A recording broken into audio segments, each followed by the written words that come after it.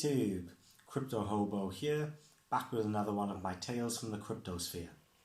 Today we're going to be taking a good look at the cryptocurrency markets as it stands as we head into the weekend.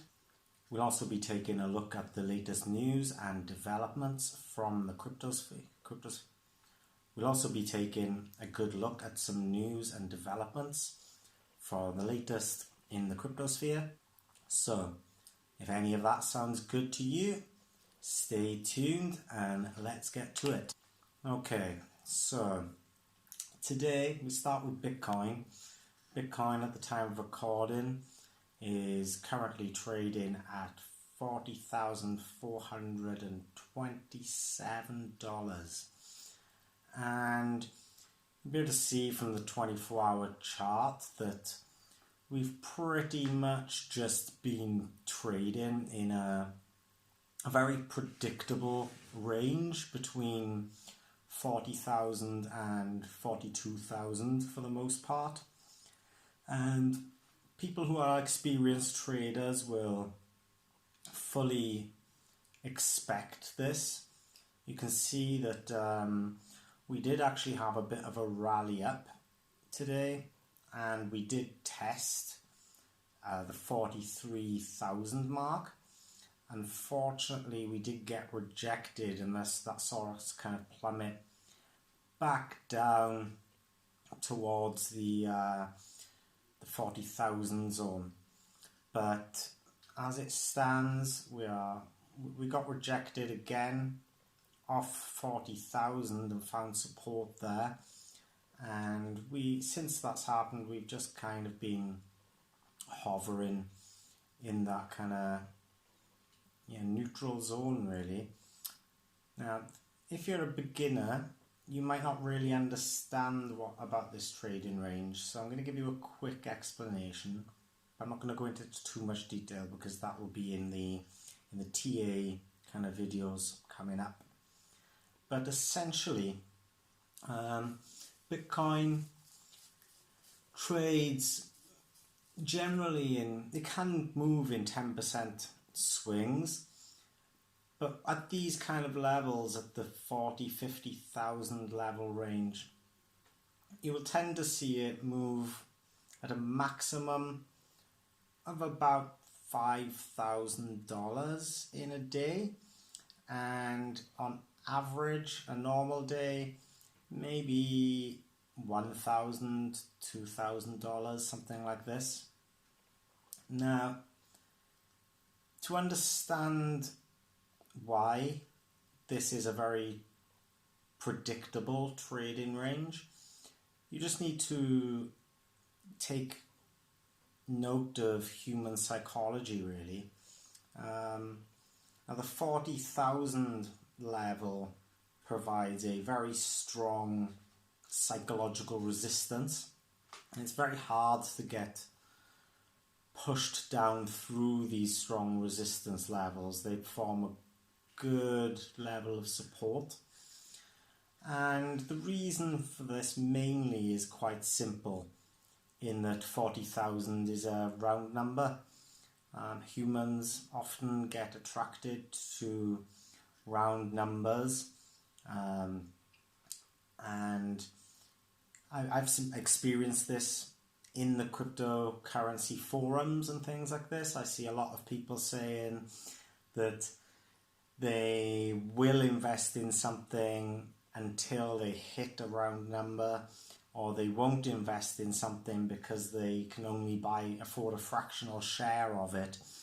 Like, for example, Bitcoin's too expensive at these prices, and I would only buy it when I can afford a full Bitcoin, so I can have one BTC. I hear this so often that I think it kind of needs addressing, I suppose, quickly. And it is literally just down to our sense of wanting to have completion of things. Humans don't really like loose ends untied. We like everything to feel complete.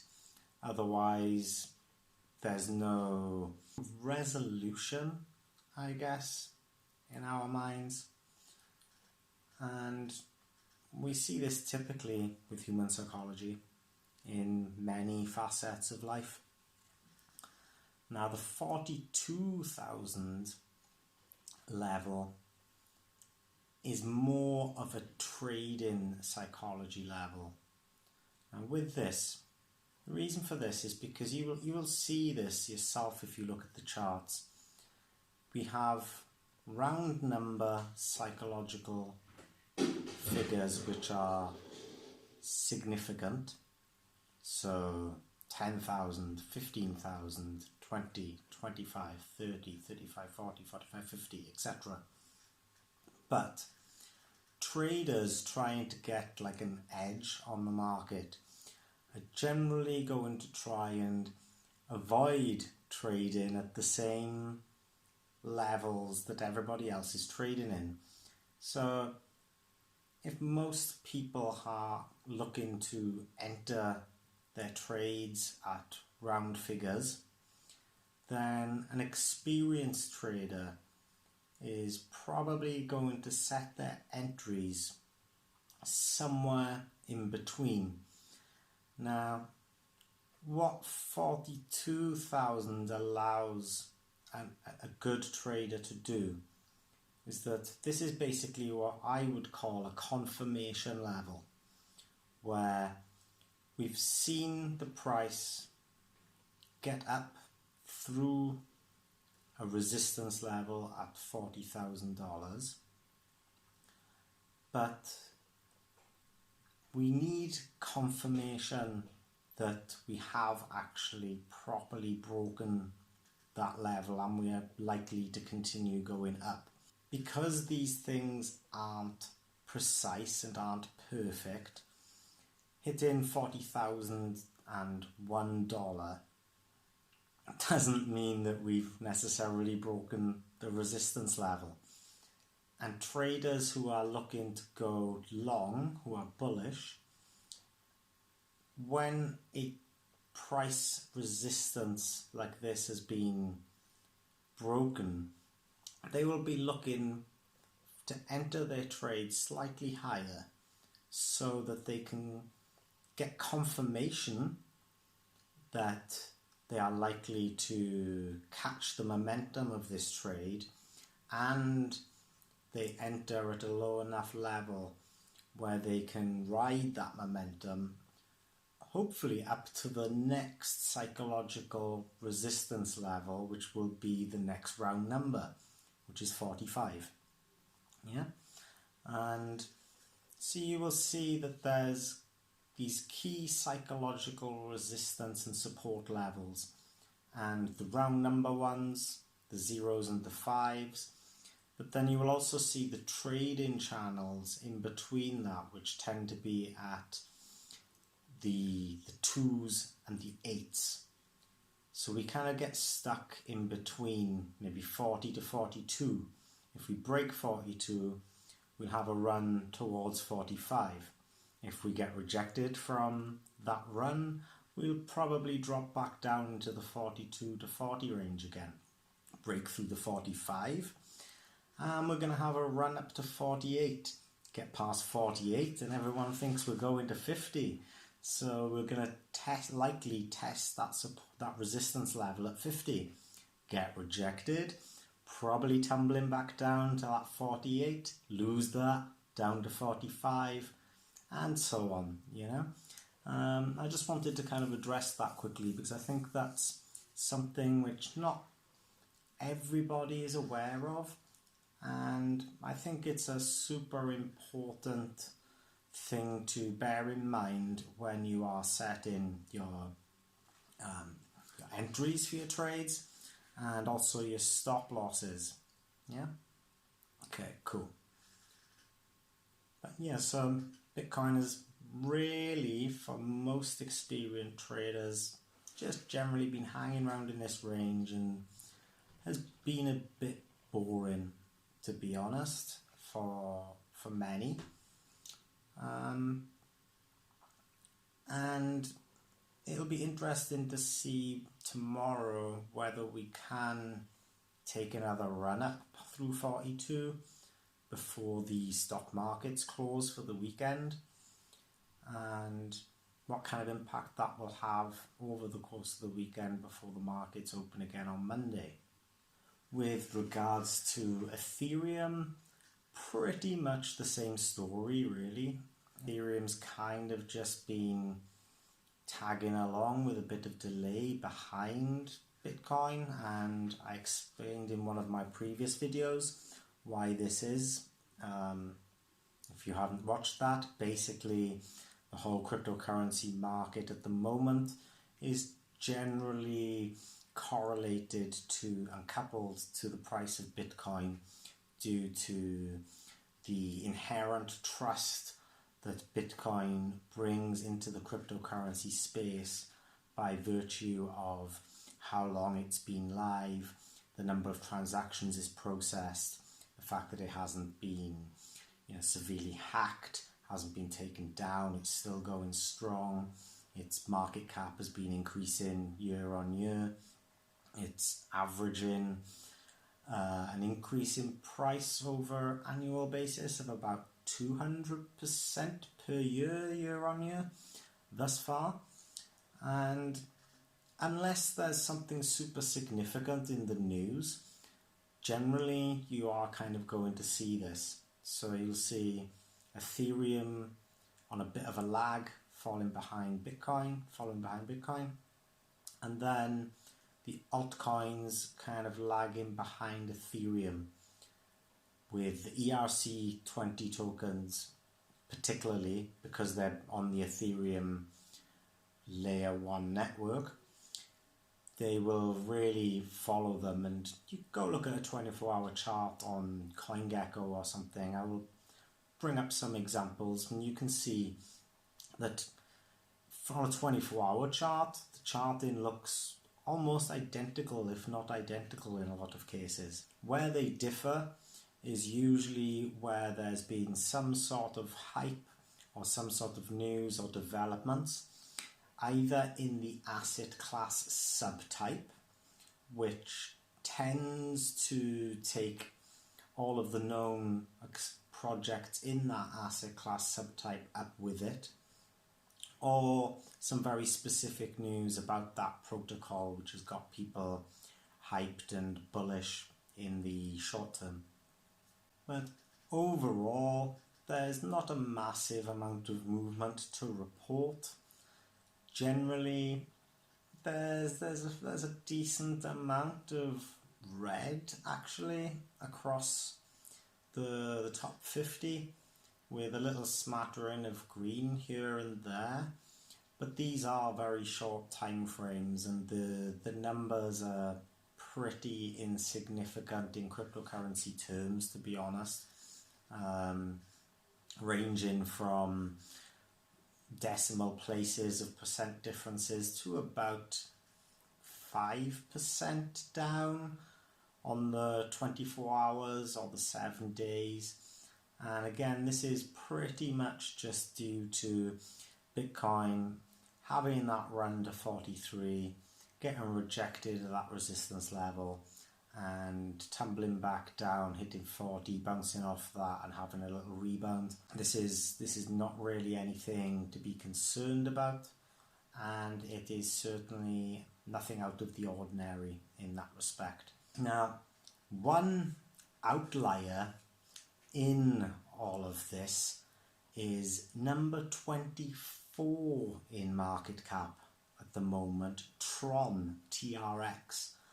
And Tron has actually been on a bit of a run. Tron is up 14.3% in 24 hours and 16.3% over 7 days, which is really outstanding in the market as it stands. And the reason for this is basically, as I was just saying, Tron has some very specific news.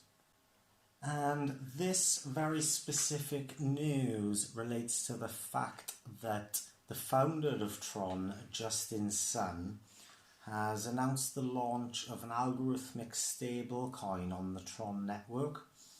It's going to be called USDD, Umbrella Sierra Delta Delta, and it's going to be deployed on May the 5th, 2022.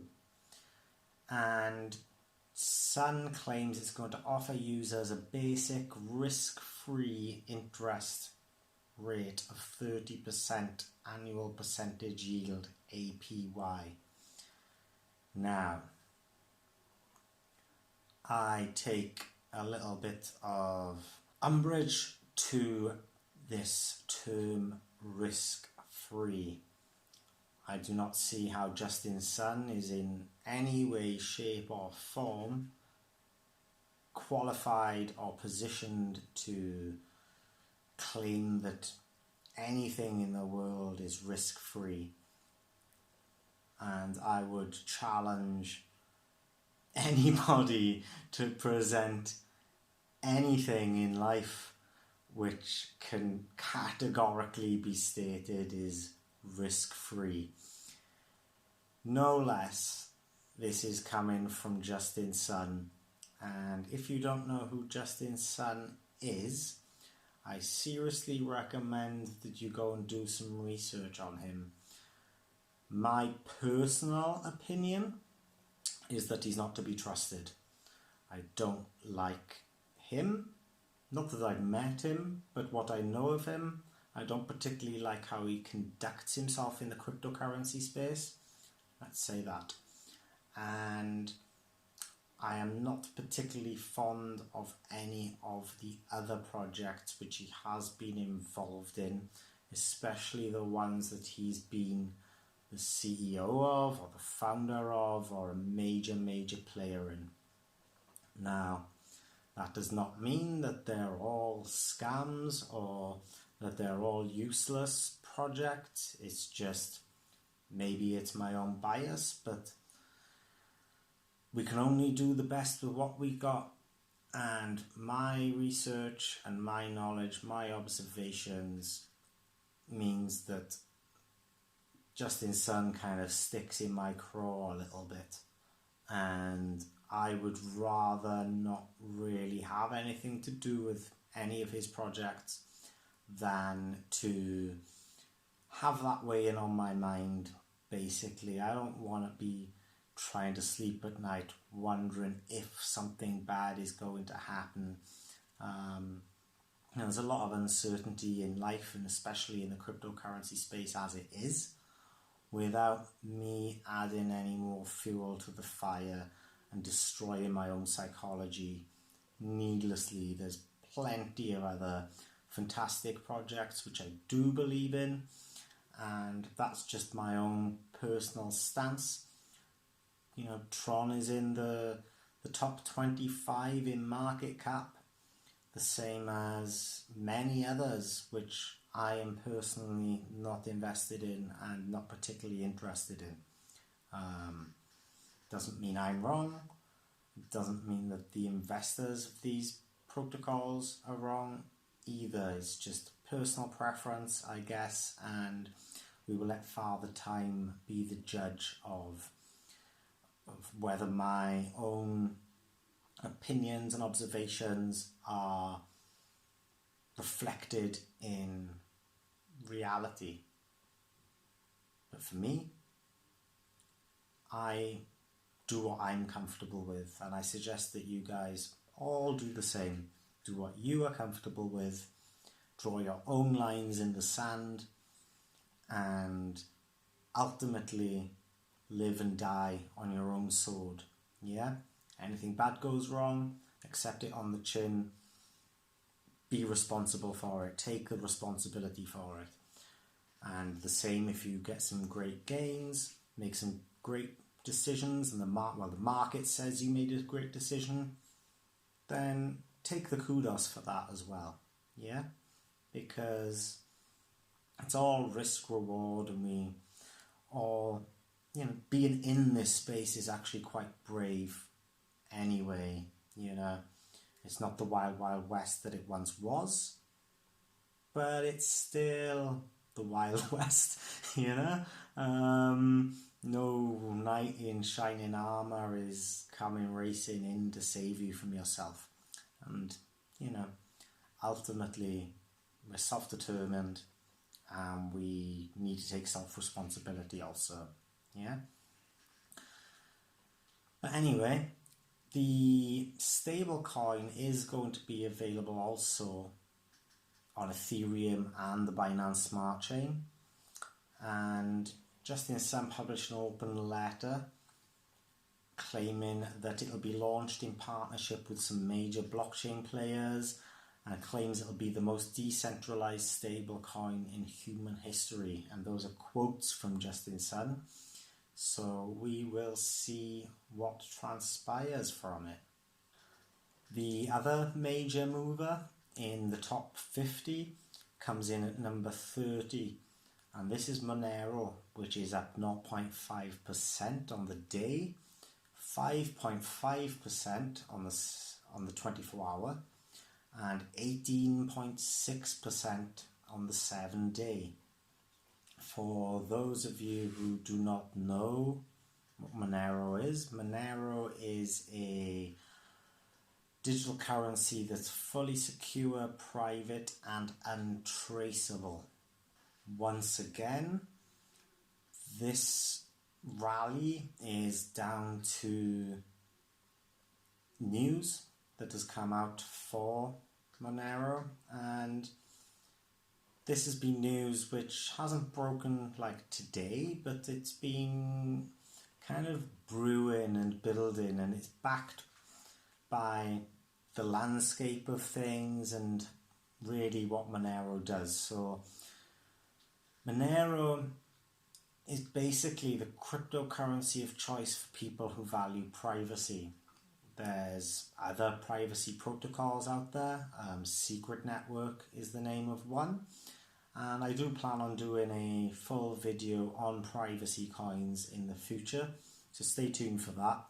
And I'm not going to delve into the technicalities and the mechanics of them here. Basically, there's been a huge surge in ransomware attacks over the last year or so, and it's also resulted in a surge in Monero being used as payment, allegedly with more criminal gangs only wanting to conduct their activities in Monero.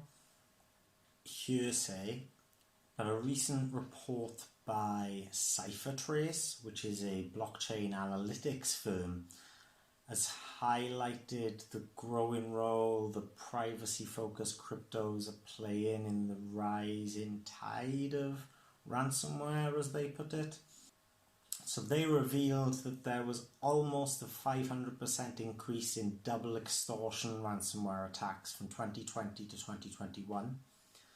And basically these are cyber attacks, and a malicious bad actor will steal a victim's sensitive data in addition to encrypting it.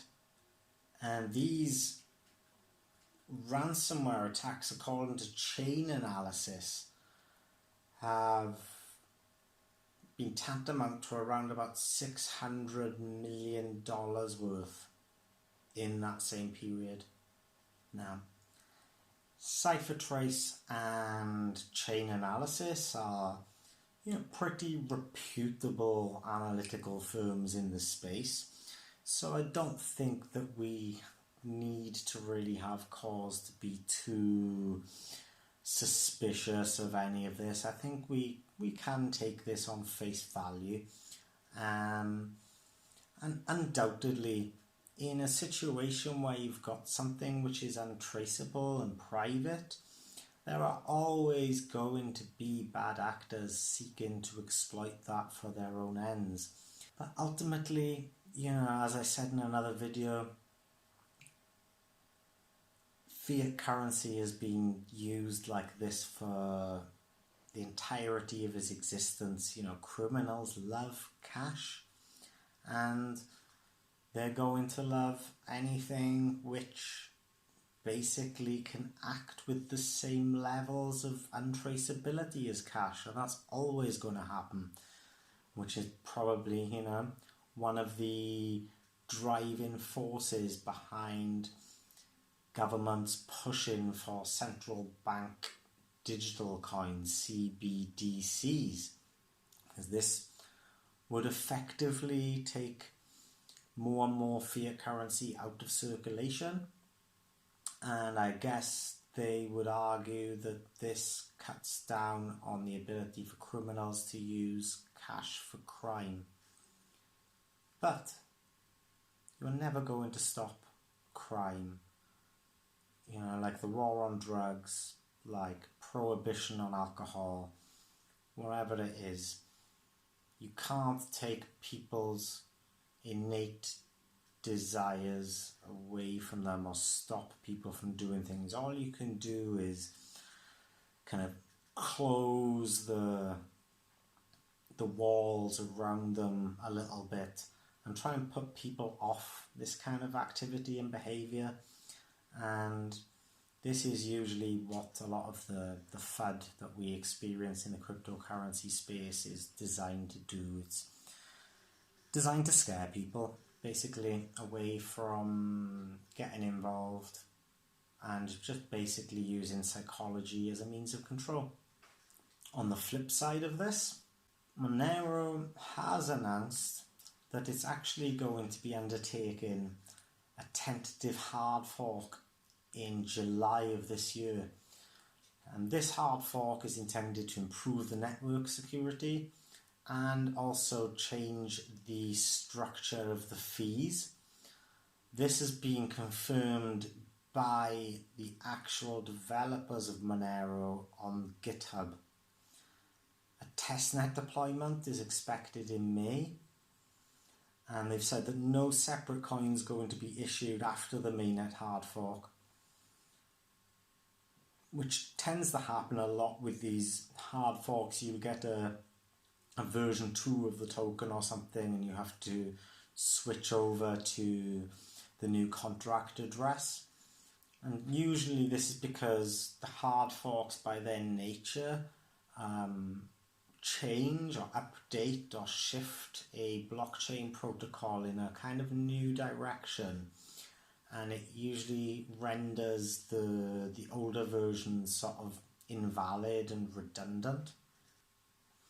Now this hard fork is going to be Monero's 15th iteration, 15th software version, and the last two went live in October 2020 and kind of had marginal upgrades.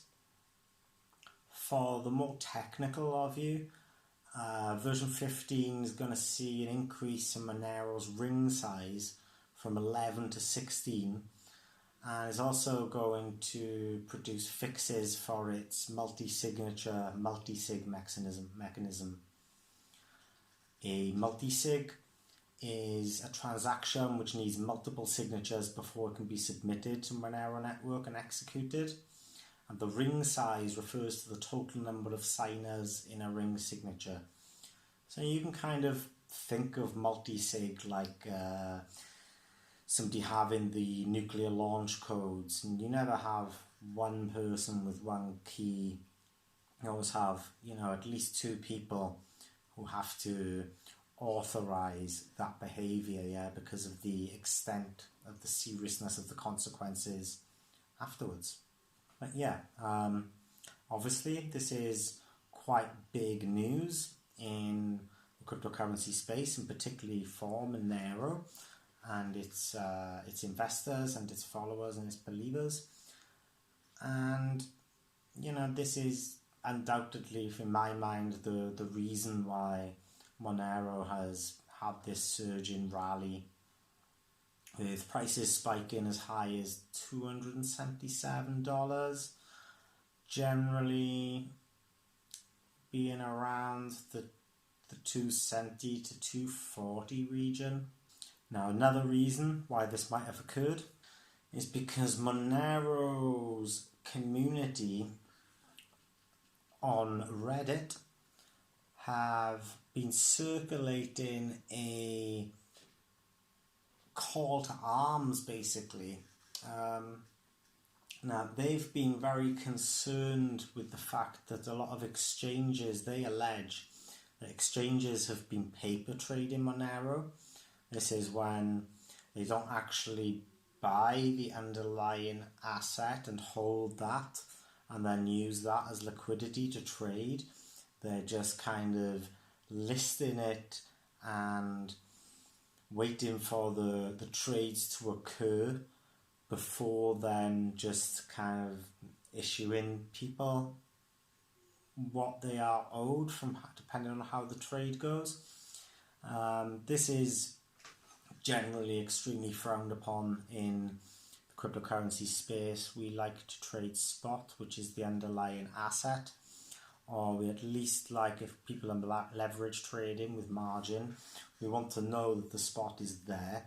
We want to know that the liquidity is there and it's not just being fabricated. Because this is one of the fundamental problems with fiat currency, right? Fiat currency is basically paper money in actuality and name. It's not backed by gold, it's not backed by any value. The money printer goes brr. Quantitative easing means that new currency is printed and enters into circulation, and this devalues the actual spot, the actual underlying asset underneath, in fiat currency's terms, if there is one. Yeah. But so the Reddit community basically said that Monero is going to withdraw all Monero from the exchanges. Yeah. And they said that they were going to do this on April the 18th. Obviously now we are past April the 18th, a couple of days ago. So this would also, to me, seem like a very legitimate reason to contribute to this pump in price and the rally. People buying up Monero from their favourite exchanges whilst they still can, because knowing that they're going to have to find another way to buy it, or they're going to have to mine it otherwise.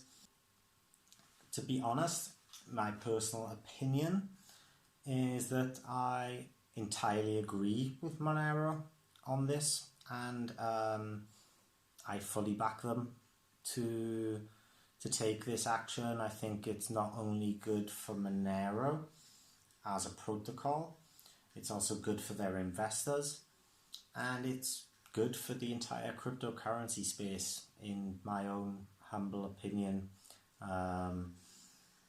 The stock market, for example, has a lot of problems with platforms like Robinhood, who do this exact same kind of thing. They allow people to give them money to invest in a stock, and maybe that they don't actually even hold that stock, and they will only allow, you can't ever withdraw that stock from that platform and take it somewhere else with you, because it's not there, it's only there in name only, and if you want to sell that stock, then basically you're just relying on the platform doing what they said they were doing, giving you the money for it, but you don't actually own that asset. And generally in cryptocurrency, that's really not what we're about. That's one of the things that we're trying to build back better, if I want to steal the tagline of the WEF. In other news, a quick look at the Nasdaq sees that Coinbase Global has actually had a bit of a slide in its stock price since Thursday, and this is due to reports saying that the company was in talks to buy an international rival for $3.2 billion. Coinbase is the first publicly listed cryptocurrency company to be listed on a stock exchange in the United States. And this has been okay, I guess. It hasn't pulled up any trees as of yet, I wouldn't say, but as I mentioned in a different video, Coinbase is largely considered to be a kind of blue chip custodial exchange, and it's probably likely where a lot of institutional investors are going to take their first forays, at least into the cryptocurrency market. They hold custody of more value of cryptocurrency than any other exchange, to my knowledge, to date. And a lot of this will be institutional investment, hedge funds and this kind of thing, pension funds, as they come into the space.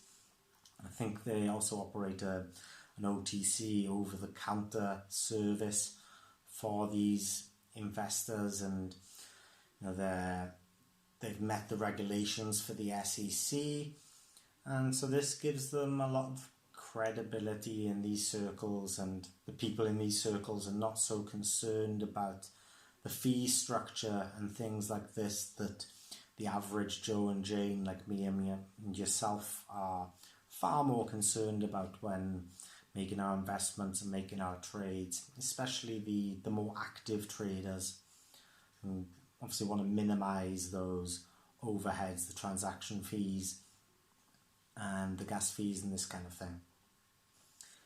So yeah, many outlets have basically reported on this, and the story seems to have originated from Merger Market, and they have stated that Coinbase is looking to buy another exchange called BTC Turk for 3.2 billion. The name kind of implies that this BTC Turk operates in Turkey, and it claims to be the fourth cryptocurrency trading platform ever created. Now, I do remember coming across the name BTC Turk in the past on exchange listings and stuff like this, but I can't honestly say I've ever interacted with it or looked into it in any other real meaningful or tangible way, so I have no comment as to its legitimacy, its security or anything. I can only comment upon what is in this news article, essentially.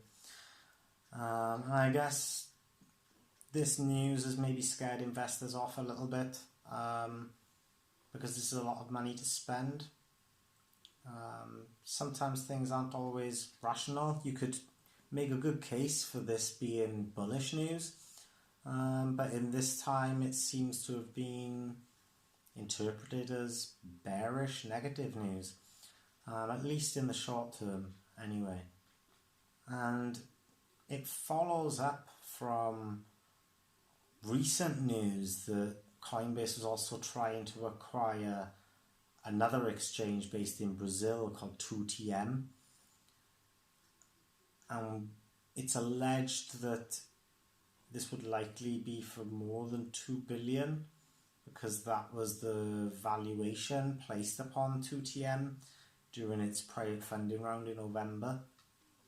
Ultimately, sometimes it's really hard to find a logical or rational reason for why some things happen in the cryptocurrency space. We've just seen with Tron and Monero, sometimes the opposite is true, and you can see the bullish news leads to bullish price action. This one, I don't really know how to call it, so I'm going to simply avoid doing so. I'm just giving you the information and the news as it is on face value. Yeah, so you kind of decide what you think of that, and let me know in the comments if you have any insight into this. Please do let me know if you've used BTC Turk, if you know anything about 2TM.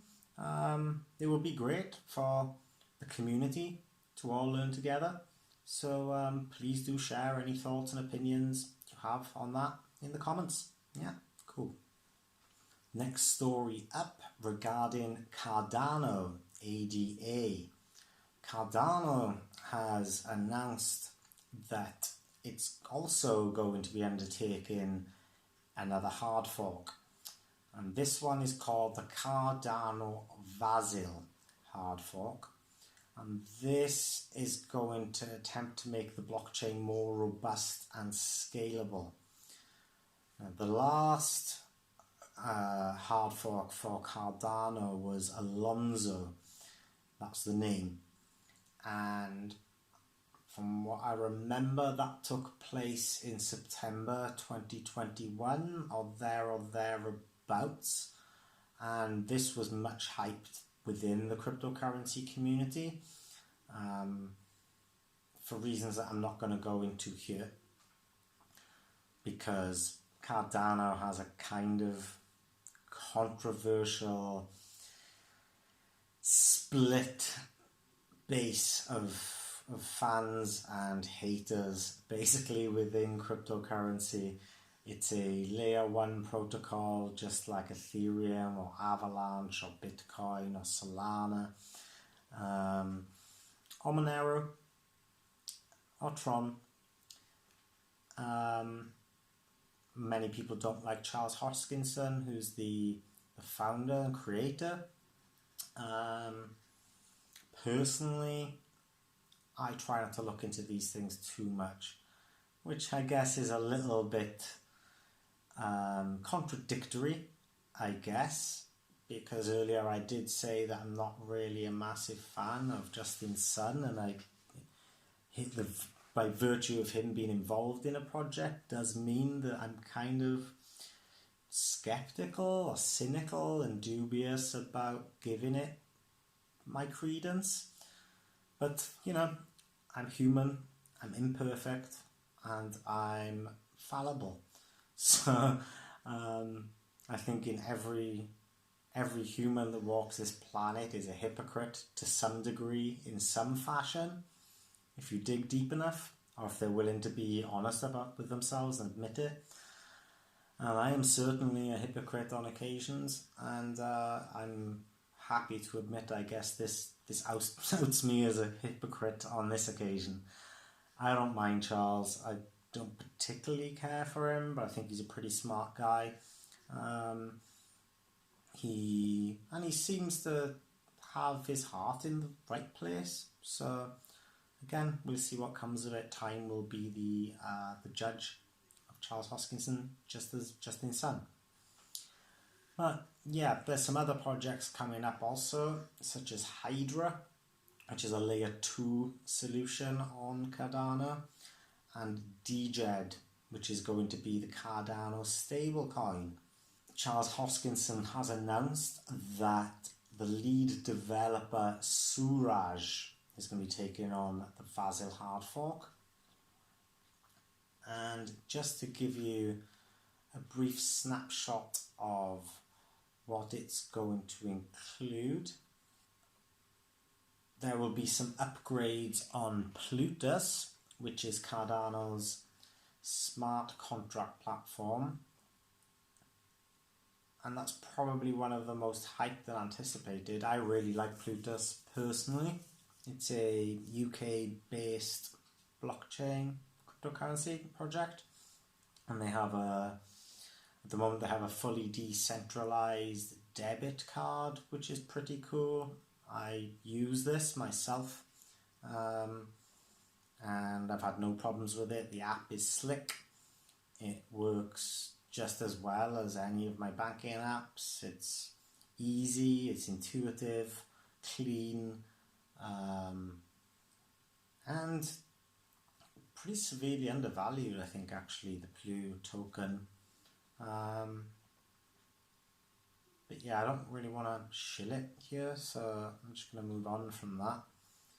But yeah, this is one of the major hyped announcements for this Vasil hard fork. For the more technically minded of you, the CIP33 is going to make changes to the reference scripts basically. It's going to allow reference scripts to be attached to the outputs. So you'll be able to push a script onto the chain, interact with it via a reference, and provide a really lightweight way to interact with the smart contract rather than having all of the app logic in your transaction embedded in there. Consequentially, this is going to allegedly result in substantially lower transaction costs because it's going to reduce the size of the transaction, making them more compact and lightweight, basically. And finally, for today's last piece of cryptocurrency news, I've kept this to the last because I feel that it's quite pertinent to the starting of my channel and this this little adventure that I'm personally going on, my personal journey.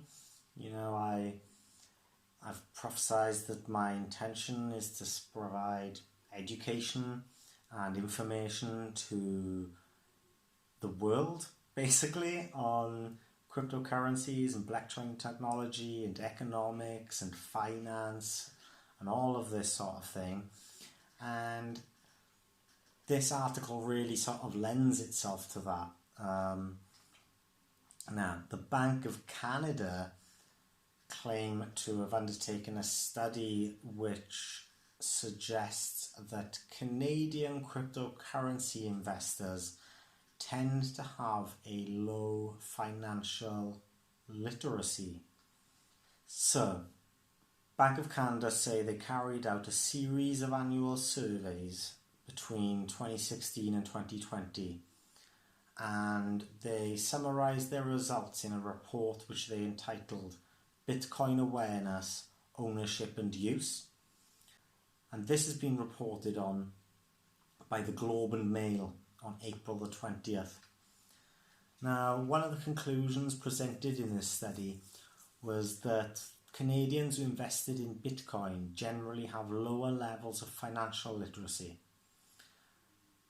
although they are also exposed to high levels of financial risk.